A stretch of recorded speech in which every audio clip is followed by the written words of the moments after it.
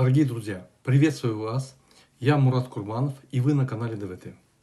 Сегодня я хочу спокойно и честно объяснить, что происходит в Иране и в мире, почему это касается каждого в нашем регионе и какие выводы должен сделать Туркменистан. Что произошло? Иран стал центром нового глобального кризиса. За последние сутки ситуация вокруг Ирана резко обострилась. Сообщается о совместных ударах США и Израиля по объектам в Иране и о гибели верховного лидера страны. Это событие меняет баланс сил не только внутри Ирана, но и во всем ближневосточном регионе. Параллельно в ООН прошел экстренный совет безопасности. Международные позиции жестко разошлись. Одни оправдывают удары, как предотвращение ядерной угрозы, другие называют это нарушением международного права и шагом к большой войне. Почему весь мир реагирует? Ормуз и цена энергии. Есть точка на карте, от которой зависит цена топлива почти в каждой стране. Ормузский пролив.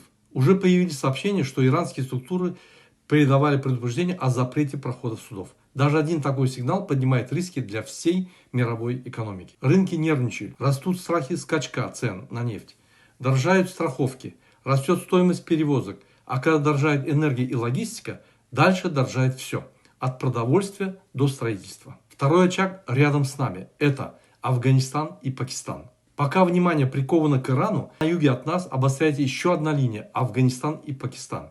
Сообщается о взаимных ударах, столкновениях и росте напряженности до опасного уровня. Для Центральной Азии это не абстрактная новость. Любой затяжной конфликт на юге несет риски безопасности и может ударить по транзитным и инфраструктурным проектам. Что это означает конкретно для Туркменистана? Как это может повлиять на нас? Первое. Энергетика и бюджет. Рост цен на энергию может временно улучшить конъюнктуру.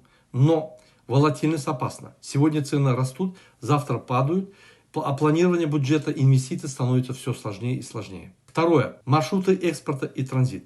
Мы стратегически заинтересованы в диверсификации экспорта газа. Публично обозначены цели по расширению направлений и по проектам вроде ТАПИ. Но мы обязаны понимать, если регион вокруг Ирана в состоянии войны и санкционное давление, то любые схемы, где Иран важное звено, логистики и расчетов становятся более рискованным.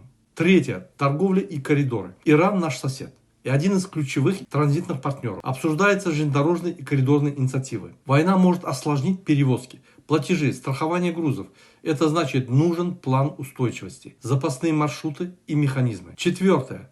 Безопасность. Обострение на юге увеличивает риск контрабанды и радикализации. Значит, защита границ и инфраструктуры не лозунг, а ежедневная работа нашего государства. Какой курс я предлагаю? Как политик, я считаю, что Туркменистан должен действовать спокойно, но очень профессионально, подтвердить нашу приверженность к миру и международному праву и призвать к деэскалации вокруг Ирана через дипломатические каналы и международные площадки. Экономическая защита. Создать антикризисный механизм мониторинга цен, логистики и страховых рисков. Готовить бюджетные сценарии. Высокая цена, низкая цена. Диверсификация маршрутов. Без иллюзий. Развивать несколько направлений. Не ставя экономику в зависимости от одной геополитической двери. Безопасность и инфраструктура. Усилить охрану критических объектов. Цифровую безопасность. Энергетики и транспорта, а также пограничные меры. Гуманитарная готовность. Быть готовым к региональным шокам, миграции, дефицитам, сбоем поставок и работать с соседями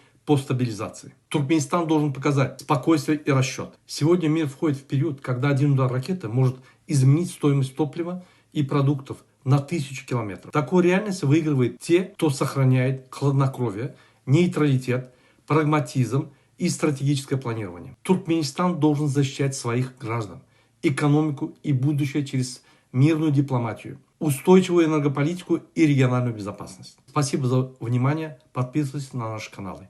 До свидания.